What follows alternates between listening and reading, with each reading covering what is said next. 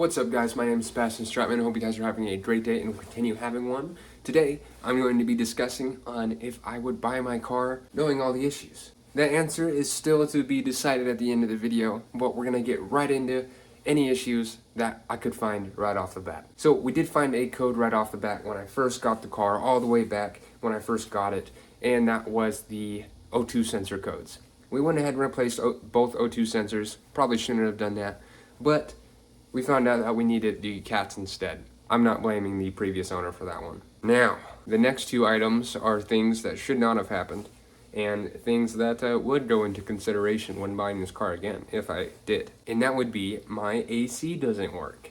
My AC doesn't work and it's still an undetermined reasoning, but we're going at we did one of the AC lines and found no difference. The second AC line is in the midst, but it is soldered on there by whoever did it last, and I'm just gonna have to cut that pipe. There's a few other things I need to do in the meantime, so I'm holding off on that. I have the parts, but I'm also thinking about just buying a whole new compressor, just because that's probably what's going to happen anyway in the future. But of course, I'm going to try and replace the $20 line before I get the $900 compressor. So right there, just with the cat and the AC, the two things that I found within the first 2 days. Parts alone, it's going to be around $750. With labor and all that, it's going to be around $1,500 to $2,000. That is for the average person. For me, it's going to be a little bit less. Quite a bit less, just because I do have connections. I work at a dealership. I'm in the automotive community. If you're not in the automotive community, that can cost you anywhere between $200 to $2,500 just for some cats, some AC lines. I went over to Infiniti to see if they would do it, and they would, with the parts I provided, for $750. Third but not final, my heat does not work. This could be a pretty simple issue. It could be as simple as there is a bubble in my coolant area that we were trying to discuss last video. I don't have a coolant bypass line, so the only way to get that bubble out of there is to suction it out, and it has to go through an Infiniti dealership, or you have to get this specific little kit, which is like 120 bucks. Luckily and unluckily, my fourth thing that I need to do is my water pump. We did find it to be leaking. That is where I'm leaking the coolant. Luckily, it's not leaking into a head gasket. There's no problems there. That was the initial concern, but that's not the case. The water pump I actually just ordered with the gasket and thermostat, because I'm also doing the thermostat. I'll show it right there. I got that for about $202. I'm doing the timing chain and the tensioner. That's up next. The sixth item is the timing chain and tensioner. I am starting to hear the tick. Luckily, it's not a big one, and I've spoken with a few other people on how long I have until I can take care of that tick. They said I could probably drive it another 5,000 to 10,000 miles. I'm planning on driving it another 2,000 to 3,000 miles before getting that done. The timing chain, water pump, thermostat, and gasket is gonna walk me somewhere around the $1,500 mark. This is the timing chain kit. This is the water pump, thermostat, and gasket. And then I'm doing $500 for labor through a private technician.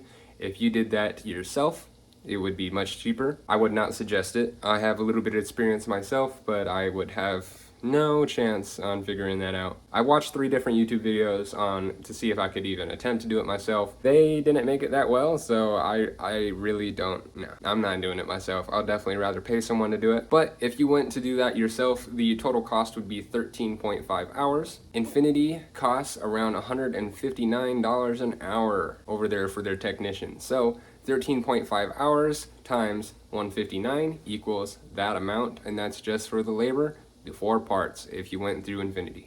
Alright, so now we're just going to do the full circle inspection on my vehicle. What any dealership or what any small shop should be doing on your vehicle anyway. Checking for any leaks, any visible leaks, without taking off any gaskets or covers. And then, of course, the shocks, the struts, the brakes, the tires, and all that good stuff. You want to check out everything. We're going to go ahead and do that now.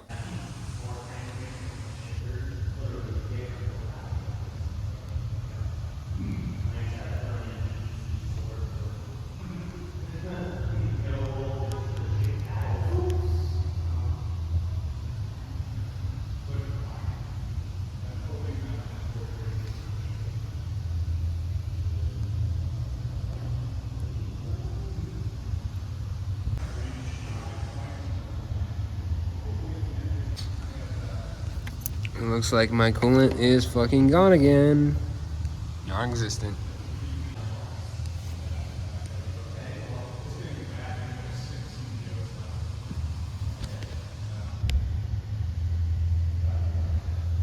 see any surface leaks here.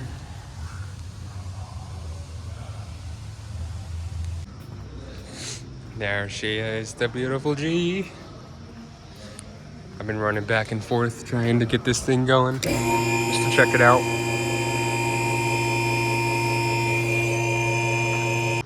All right, here we go again. So we're checking this. Of course, last time we were here, we noticed this leak going on right here. Still not to a drip, still not too bad. Still don't need to replace the rack and pinion quite yet, but definitely something that we'll want to do in the future. There's no liquid in here. It looks like everything's doing okay-ish around here. What's going on up here?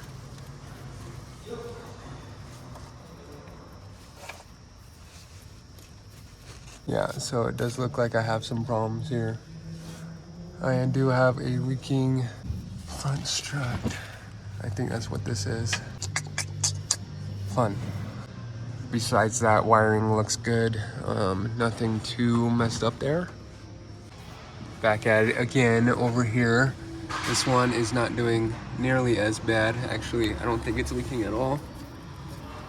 Not at all. Great, good stuff. This is also the front, so of course we're going to be doing both at the same time, but this one looks like it could have been actually replaced pretty recently by possibly the previous owner. Everything here looks really nice and strong. Control arm wise, we're right in the middle there.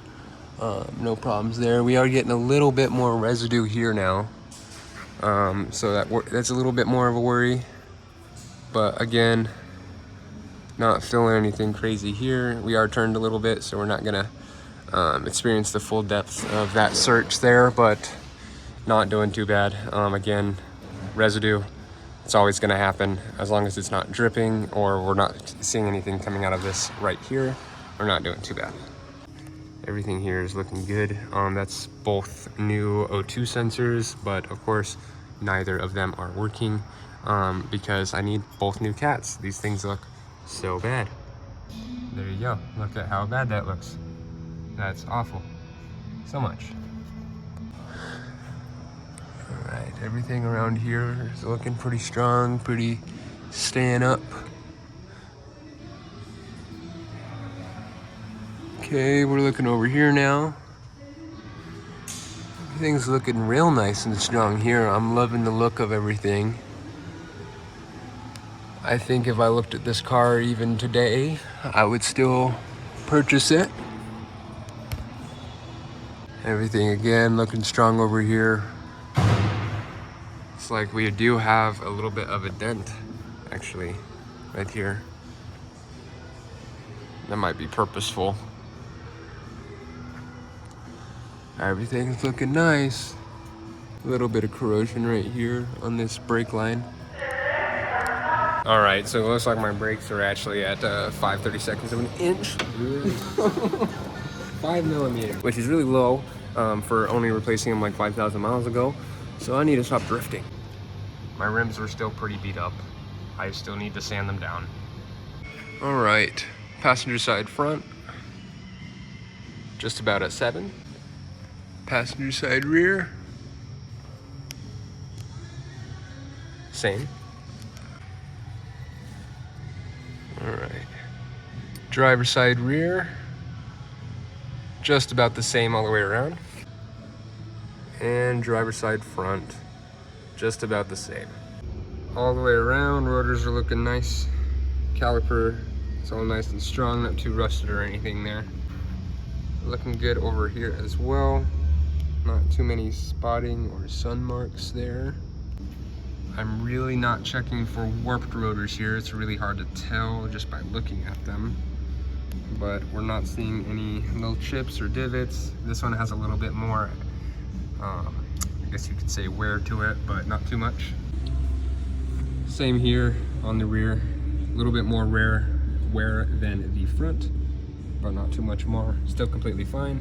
A little bit more rust on this caliper here, but these are something I want to be replacing with performance anyway. Not too big of a deal.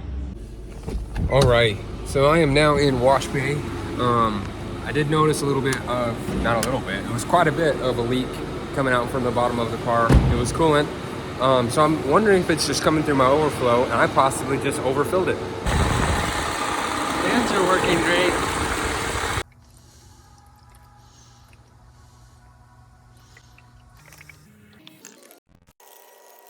Will I buy my car again? Would I buy my car again? And that would be a really hard yes. And I don't mean by hard as in yes 100%. I mean that it would be a hard yes. Just because the Ford that I traded, I bought for $3,500. It had good maintenance records. I did a lot of maintenance on it. I did about $1,500 worth of maintenance on it altogether. So spending around $5,000 on that car, and then trading it for this didn't make me feel that great, but it did need a power steering pump and rack and pinion, as well as a power steering line, and that was just to get her going safely. This car does need a lot of the similar things, a lot of similar price things. About two of the three things that I need are around $1,500. But at the end of this, I will have a sports car. I will have a car that is coveted by a lot of people, that there's a whole community behind this vehicle, and something that I can catch up with a new Nissan Z. That's a Z! Woo! Or race a few friends around, maybe win a couple bucks here and there, who knows. I already have plans to be racing a 2017 Stage 1 GTI. I'm pretty sure my boss's son has a 2018 Stage 2 GTI that I'll also be racing. Also at Mazda, I have a salesman that has an Alfa Romeo that he's gonna be close to pushing about 450 horsepower here soon. Once I get down all the parts and gang guard is fixed, then that's something I can definitely talk about doing. We can start making racing videos. There's so much things that you can actually do with a sports car other than paying all this money into an SUV. So in the end, would I buy my car again? Yes, and the reason is because I was about to spend $3,000 on a car that I could only sell for $4,000. Then not really wanted that much, it being a midline SUV, and it being a midline SUV and something that really just didn't feel like I owned it. This feels like I own it. When I put $3,000 into this car, I know I can get my $3,000 out. The community behind this car is so crazy that I know if I make all these videos repairing this car and showing you guys exactly what I'm doing, to the future owner, they're gonna love this. But either way it goes, that is my reasoning for saying yes, I would do it again. Would I ever sell it? Would I go back and put all this $5,000, $10,000 into it and go ahead and sell it for 10 grand? Fuck no, this car is mine. I'm gonna be keeping this. I'm really proud of it. I love my G35. My car came with problems, but so do a lot of people, and we take them in and we take care of them and we nurture them. And I don't see why we can't do that with vehicles. In my opinion, they have a soul, they have a heart, and we can do the same thing for them as we can do with a dog or a person. Anyways, I hope you guys have a great day and continue having one. My name is Sebastian Stratman. Peace.